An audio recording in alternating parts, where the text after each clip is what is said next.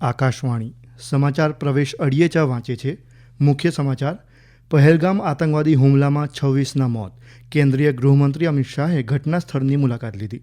પહેલગામ આતંકવાદી હુમલાના હુમલાખોરના સ્કેચ જાહેર કરાયા. કોંગ્રેસના રાષ્ટ્રીય અધ્યક્ષ ખડગે અને લોકસભામાં વિરોધ પક્ષના નેતા રાહુલ ગાંધીએ કહ્યું કે આતંકવાદ સામે દેશ એક. ભારતીય સેનાએ નિયંત્રણ રેખા નજીક ઉરીમાં ઘૂસણખોરી કરવાનો પ્રયાસ કરનારા 2 સશસ્ત્ર આતંકવાદીઓને ઠાર કર્યા. આઈપીએલમાં આજે સનરાઇઝર્સ હૈદરાબાદ અને મુંબઈ ઇન્ડિયન્સ વચ્ચે મુકાબલો. સમાચાર વિગતવાર. જમ્મુ કાશ્મીરના પહેલગામમાં થયેલા આતંકવાદી હુમલામાં મૃત્યુઆંક વધીને 26 થયો છે. કેન્દ્રીય ગૃહમંત્રી અમિત શાહ, જમ્મુ કાશ્મીરના ઉપરાજ્યપાલ મનોજ સિન્હા અને મુખ્યમંત્રી ઓમર અબ્દુલ્લાએ શ્રીનગરમાં પોલીસ કંટ્રોલ રૂમ ખાતે આવીને મૃતકોને પુષ્પાંજલિ અર્પણ કરી હતી. મૃતકોના પાર્થિવ શરીરને તેમના વતન મોકલવાની વ્યવસ્થા કરવામાં આવી રહી છે. દરમિયાન ગઈકાલની ઘટનાના પગલે પહેલગામ તથા દક્ષિણ કાશ્મીરના અનંતનાગ અને કુલગામ સહિતના જિલ્લાઓમાં સુરક્ષા વધારી દેવામાં આવી છે. હુમલાના વિરોધમાં આજે સવારથી જ કાશ્મીર ખીણમાં સંપૂર્ણ બંધ પાળવામાં આવ્યો છે. મોટાભાગની દુકાનો, બજારો અને સ્થાનિક ઔદ્યોગિક તેમજ ઉત્પાદન એકમો, ખાનગી અને જાહેર પરિવહન બંધ છે, જ્યારે ખીણની શેરીઓ વિરાન નજરે પડી રહી છે. તમામ શૈક્ષણિક સંસ્થાઓએ તેમના વર્ગો સ્થગિત કરી દીધા છે. પહેલગામ આતંકવાદી હુમલાના 3 હુમલાખોરના સ્કેચ જાહેર કરવામાં આવ્યા છે. હુમલામાં ઈજાગ્રસ્ત થયેલા લોકો અને નજરે જોનારા લોકો પાસેથી માહિતી મેળવીને આ સ્કેચ જાહેર કરાયા છે. આ ઉપરાંત જમ્મુ કાશ્મીરમાં એલર્ટ જાહેર કરાયું છે.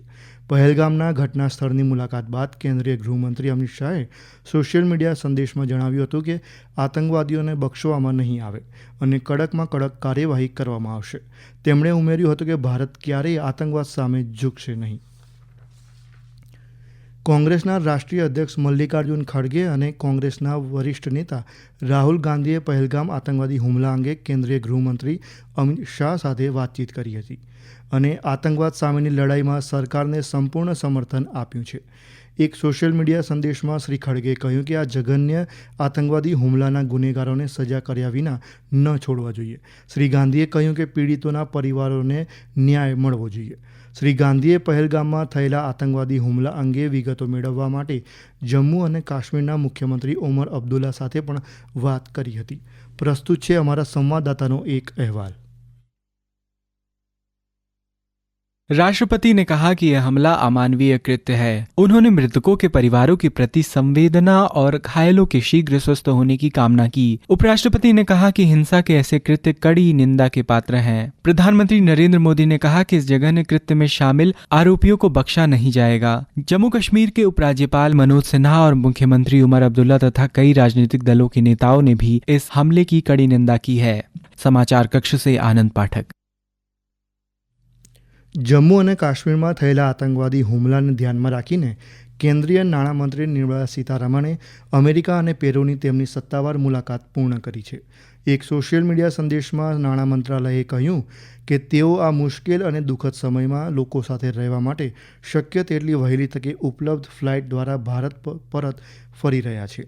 મંત્રી આ મહિનાની 20થી 30 તારીખ સુધી બંને દેશોની સત્તાવાર મુલાકાતે હતા. જમ્મુ અને કાશ્મીરમાં આતંકવાદી હુમલા પછીની પ્રવર્તમાન પરિસ્થિતિને ધ્યાનમાં રાખીને શ્રીનગરથી દિલ્હી અને મુંબઈ માટે 4 વધારાની ફ્લાઇટ્સ ચલાવવામાં આવશે. કેન્દ્રીય નાગરિક ઉડ્ડયન મંત્રી રામમોહન નાયડુએ જણાવ્યું હતું કે શ્રીનગરમાં અટવાયેલા પ્રવાસીઓ માટે જરૂરિયાત મુજબ વધારાની ફ્લાઇટ્સ પણ તૈયાર રાખવામાં આવી છે. તેમણે એરલાઇન્સને વિમાન ભાડામાં બિનજરૂરી વધારો ન થાય તે સુનિશ્ચિત કરવા નિર્દેશો જારી કર્યા હતા.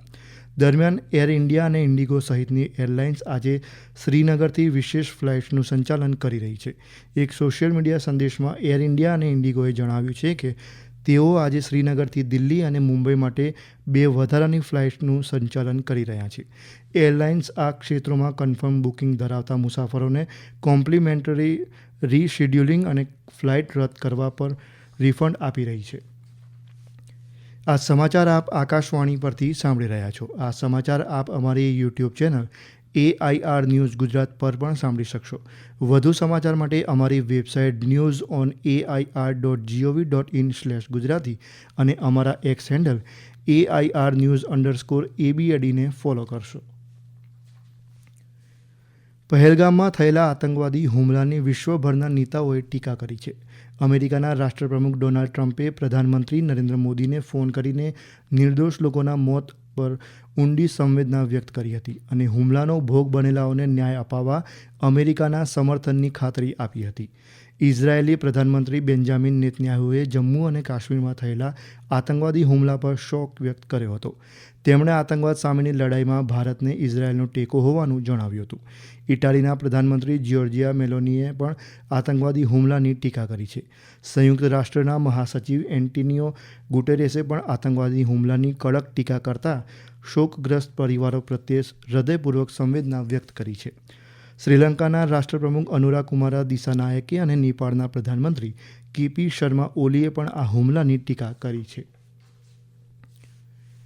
જમ્મુ અને કાશ્મીરના બારામુલ્લા જિલ્લાના ઉરી નાળા વિસ્તારમાં સુરક્ષા દળોએ ઘૂસણખોરીનો પ્રયાસ નિષ્ફળ બનાવ્યો છે. આ દરમિયાન સુરક્ષા દળોએ એન્કાઉન્ટરમાં 2 આતંકવાદીઓને ઠાર માર્યા હતા. સેનાના ચિનાર કોર્પ્સે એક્સ પર પોસ્ટમાં જણાવ્યું હતું કે સુરક્ષા દળો અને આતંકવાદીઓ વચ્ચે ભારે ગોળીબાર થયો હતો અને 2 આતંકવાદીઓ માર્યા ગયા હતા. આતંકવાદીઓ પાસેથી મોટી માત્રામાં શસ્ત્રો, દારૂગોળો અને અન્ય યુદ્ધ સામગ્રી મળી આવી છે. 2 AK-47, 1 પિસ્તોલ અને IED પણ મળી આવ્યા છે. Indian premier league IPL T20 ક્રિકેટમાં આજે સનરાઇઝર્સ હૈદરાબાદ અને મુંબઈ ઇન્ડિયન્સ સામે મેચ રમાશે. હૈદરાબાદના રાજીવ ગાંધી આંતરરાષ્ટ્રીય સ્ટેડિયમમાં રમાનારી આ મેચ સાંજે 7:30 વાગે શરૂ થશે. ગઈકાલે દિલ્હી કેપિટલ્સે યજમાન લખનૌ સુપર જાયન્ટ્સને 8 વિકેટથી હરાવ્યું હતું. લખનૌના એકાના સ્ટેડિયમ ખાતે 160 રનના લક્ષ્યાંકનો પીછો કરતા દિલ્હીએ 2 વિકેટ ગુમાવીને 161 રન બનાવ્યા હતા. અગાઉ બેટિંગ કરવા ઉતરેલી લખનૌ સુપર જાયન્ટ્સે નિર્ધારિત 20 ઓવરમાં 6 વિકેટ ગુમાવીને 159 રન બનાવ્યા હતા. દિલ્હી કેપિટલ્સે ટોસ જીતીને ફિલ્ડિંગ પસંદ કરી હતી. દિલ્હી હાલમાં 2જા સ્થાને અને જ્યારે લખનૌ 5મા સ્થાને છે. સુઝુકી એરોબિક્સ જિમ્નેસ્ટિક્સ વિશ્વકપ 2025માં ભાગ લેવા માટે 6 સભ્યોની ભારતીય ટીમ ટોક્યો જવા રવાના થઈ છે. 25થી 27 એપ્રિલ દરમિયાન યોજાનારી આ સ્પર્ધામાં 19 દેશોના ખેલાડીઓ ભાગ લઈ રહ્યા છે. આ સ્પર્ધાનું આયોજન ફેડરેશન ઇન્ટરનેશનલ ડી જિમ્નેસ્ટિક એટલે કે FIG અને ઇન્ટરનેશનલ એરોબિક્સ ફેડરેશન જાપાન દ્વારા કરવામાં આવ્યું છે. ગુજરાતના શશાંક બીડીવાલા અને જમ્મુ કાશ્મીરના SP સિંહ કોચ તરીકે અને ડૉક્ટર મકરંદ જોશી અને યમનમ રંજન ટીમના વડા તરીકે ટીમની સાથે રહેશે. જિમ્નેસ્ટિક ફેડરેશન ઓફ ઇન્ડિયાના પ્રમુખ સુધીર મિત્તલ અને સ્પોર્ટ્સ ઓથોરિટી ઓફ ઇન્ડિયાના અધિકારીઓ સહિત અનેક મહાનુભાવોએ રમતવીરોને શુભકામનાઓ પાઠવી છે.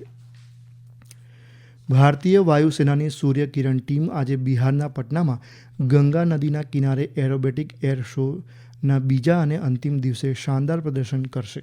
બિહારના મુખ્યમંત્રી નીતિશ કુમાર અને કેન્દ્રીય સંરક્ષણ રાજ્યમંત્રી સંજય સેઠ આજે આ એર શોનું ઔપચારિક ઉદ્ઘાટન કરશે.